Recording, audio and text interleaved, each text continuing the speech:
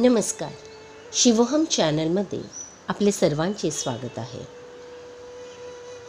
भावार्थ दीपिकेतील श्री गणेश रूपक. लेखक श्री अनिल गोविंद बोकील. श्री गणेशाय नमः. श्री कुलदेवताय नमः. श्री गुरुभ्यो नमः. भावार्थ दीपिकेतील श्री गणेश रूपक 8. कोणत्याही लिखाणाचे आशय आणि अभिव्यक्ती असे 2 भाग असतात. ज्ञानेश्वरी म्हणजे भगवद्गीतेवरील भावार्थ टीका, म्हणजेच त्यातील आशय आहे भगवद्गीतेचा, आणि ज्ञानदेवांनी त्याला सजवलंय अलंकार आणि दृष्टांनी. त्यांचे हे खुलवणं हवं तर आशयाचं सौंदर्य म्हणा किंवा सौंदर्यपूर्णतेनं कथन केलेला आशय म्हणा. आता मूळ विषयाकडे या दृष्टीने बघू. पुढची ओवी आहे. जिथ व्यासादिकांची मती, तिची मेखळा मिरवती, चोखाळपणे झळकती पल्लव सडका. इथे मती म्हणजे प्रज्ञा, विचार क्षमता. मेखला म्हणजे शेला. मिरवती म्हणजे झळकतात. पल्लव म्हणजे पदर. सर्वप्रथम आपण व्यास या शब्दाचा अर्थ बघू. भारतीय दर्शनशास्त्रानुसार व्यास, इंद्र, यम वगैरे पदे आहेत, म्हणजे पोस्ट आहेत. या शब्दांचे अर्थ व्यक्तिवाचक नाहीत. याबद्दल विस्तृत स्पष्टीकरण पुन्हा कधीतरी. वेदांपूर्वी काही वेदकाळ जे ऋषी वेद, उपनिषदे, पुराणे रचत असत, त्यांना सन्मानपूर्वक व्यास या पदवीने ओळखले जात असे. या ऋषींची प्रज्ञा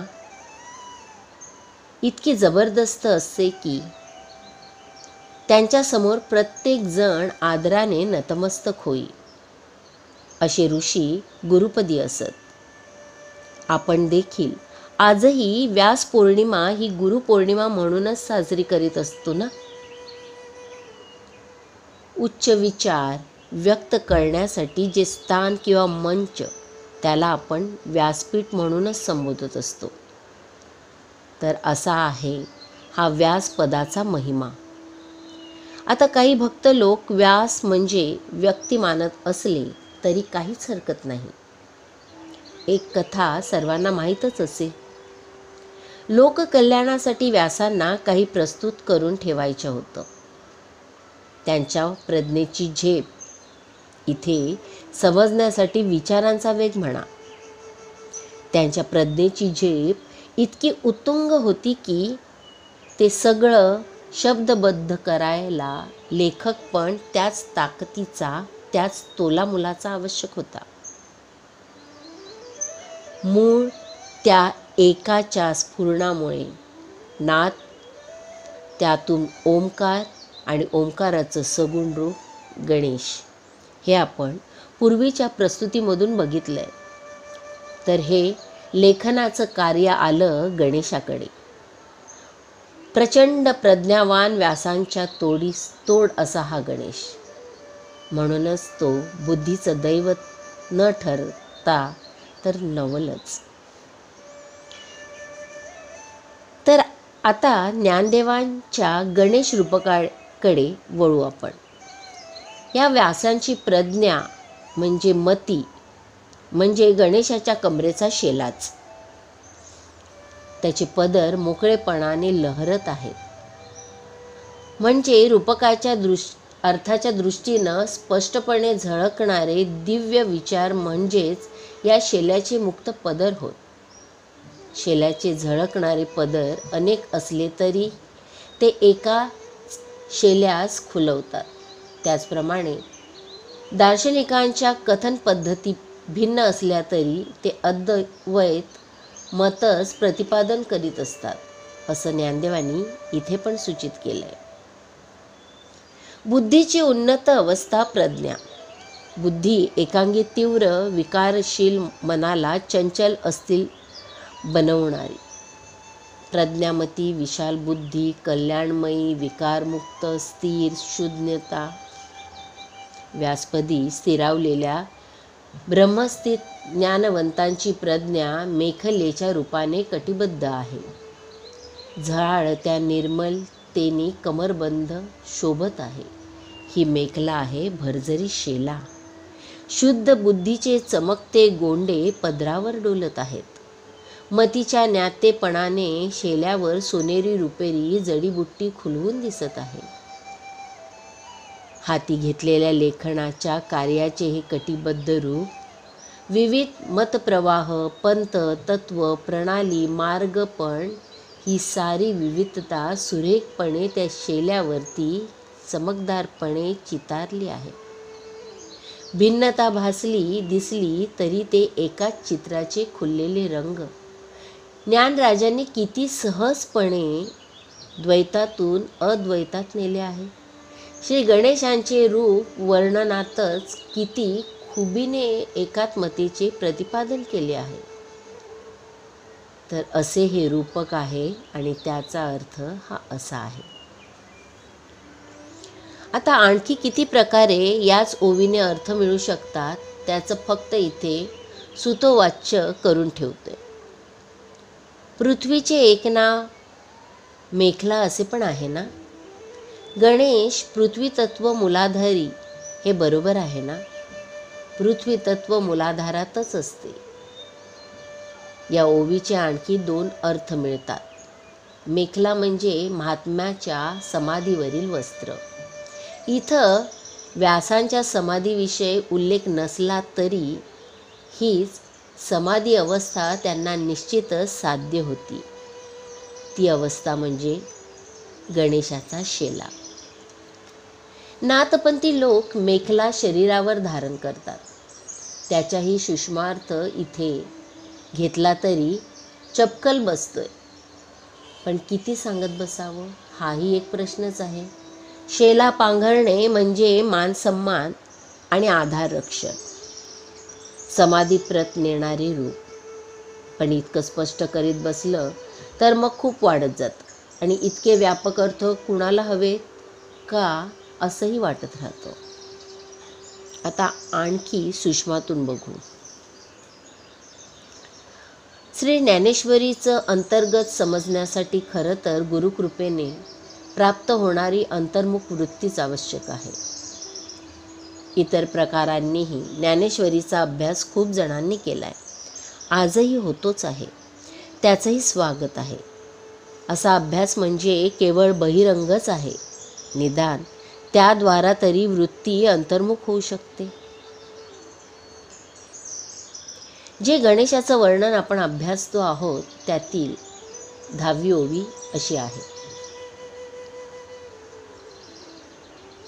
देखा षडदर्शने मणिपती, तेची भुजांची आकृती, म्हणून विसंवाद धरिती, आयुधे हाती. प्रचलित अर्थापेक्षा थोडा वेगळा अर्थ मांडला जाईल आता. आपणास जेवढी दैवत ज्ञात आहेत त्या प्रत्येकाची तारक आणि मारक अशी 2 रूपे आहेत. भक्तगण तारक रूप ठीक म्हणतात. एक गोष्ट लक्षात घ्यावी की मारणाचं सामर्थ्य असल्याशिवाय फक्त तारक रूपाला अर्थ उरतो का काही. म्हणूनच तत्वांना जेव्हा सगुण दैवताचं रूप मिळालं तेव्हा त्यांच्या हाती शस्त्रे अस्त्रे पण आलीच आणि त्यांनी असुरांचा असुरी प्रवृत्तींचं मारण केलंय सुद्धा. आता या रूपकातल्या या 10व्या ओवीमध्ये काय वर्णन आहे बघा. शस्त्रे अस्त्रे धारण करण्यासाठी गणेशाचे 6 हात आहेत असं वर्णन केलंय. हे कोणते 6 तर 6 शास्त्रे म्हणजेच हे 6 हात आणि शास्त्रांचे प्रतिपादन केले गेलेले विषय म्हणजे आयुध्ये होत. गणेश पुराणात देखील गणेशाचे 6 हातच वर्णिलेले आहेत आणि ज्ञानदेव देखील षडभुज गणेशाचंच वर्णन करीत आहेत. आता या ओवीतील विसंवाद रीती या शब्दाचा अर्थ नीट समजून घ्यायला हवा. म्हणजे हातामध्ये धारण केल्या गेलेल्या आयुधाचं रूपक समजेल. आपल्याला 2 हात असतात. एका हातात ताकद अधिक असते म्हणूनच कोणी उजवा तर कोणी डावखुरा असतो. एका शरीराचे दोन्ही हात वेगवेगळे काम करतात. हाच विसंवाद होय. तरीही दोन्ही हात आवश्यकच असतात ना. अगदी याचप्रमाणे षटशास्त्रे हे गणेशाचे 6 हात भिन्न असले तरी म्हणजेच विसंवाद असला तरी आवश्यकच. आता या षटशास्त्रातील प्रतिपादित विषय म्हणजे आयुधे किंवा शस्त्रे. कशी तेच आता बघायचं आपल्याला. षडदर्शन 6 दर्शन दृश्य धातू दृश्येती अनेन इति दर्शन. सामान्यतः डोळ्यांनी आपण जे पाहतो ते ज्ञान व तर्कावर आधारित असते. पण ज्ञानरूपी चक्षु उघडून जे पाहतो ते दर्शन. मंदिरात गेल्यावर काही क्षण डोळे मिटून मूर्तीचं दर्शन घेतो. गोलक इंद्रिय न वापरता मनचक्षूंनी जे पाहतो ते दर्शन. त्यासाठी जे साधन ठरते ते षडशास्त्र दर्शन. 6 हातांमध्ये श्री गणेशांनी प्रत्येकी एक शास्त्र धरले आहे. शास्त्र ही कसे शस्त्र होते हे सुचवत ज्ञानरायांनी शब्द ब्रह्माची ताकद ही उद्धृत केली आहे. पाहताना जरी हे शास्त्र वेगवेगळ्या विषयांची असली तरीही सारी एकाच सूत्रातली आहेत म्हणून दिसणारी विसंगती केवळ भासमान दृश्यमान पण खरं तर एकच आहे. आणि त्याचबरोबर श्री गणेशांची विविध विषय शास्त्र किंवा साऱ्या शब्दब्रह्मावरचा अधिकार ही दाखवून दिलेला आहे. जरा आणखी सोपं करून बघूयात. वादविवादात खंडन मंडन पूर्व पक्ष उत्तर पक्ष करताना आधार कशाचे घेतले जातात तर याच षटशास्त्रांचे. म्हणून हे प्रतिपादित केलेले विषय म्हणजेच आयुधे असं इथे म्हटलंय. दर्शनशास्त्र न्यायशास्त्र मीमांसा वगैरे सर्वांचेच विषय भिन्न आहेतच तरीही सगळेच आवश्यक पण आहेत ना. या भिन्नपणालाच विसंवाद म्हटलं इथे.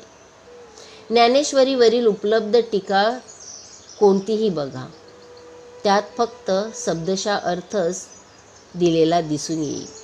खरं तर प्रत्येक ओवीचं व्यवस्थित स्पष्टीकरण आवश्यक होतं. अशा शब्दशः म्हणजे वर्ड टू वर्ड अर्थापुढं फार तर भोळ्या भक्तगणाचं समाधान होऊ शकेल इतरांचं नाही. गणेश रूपकामध्ये एकूण 20 ओव्या त्यातील 10 ओव्यांचं हे विवेचन म्हणजे आत्ताशी 50% लिहिलं गेलंय.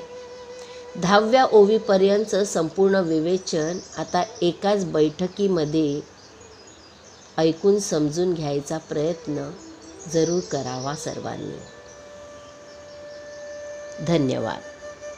गणपती बाप्पा मोरया.